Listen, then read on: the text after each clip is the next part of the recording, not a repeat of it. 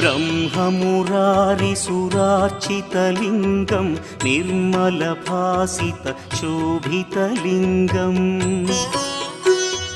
जन्मजदुःखविनाशकलिङ्गं तत्प्रणमामि सदा शिवलिङ्गम् देवमुनिप्रवरार्चितलिङ्गं कामदहन करुणाकरलिङ्गम्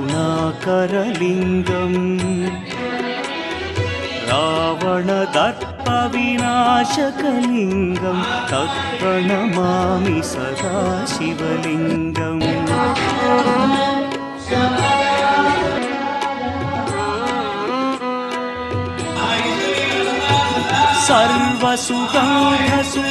सर्वसुगन्धसुलेपितलिङ्गं बुद्धिविवर्धनकारणलिङ्गं सिद्धसुरासुरवन्दित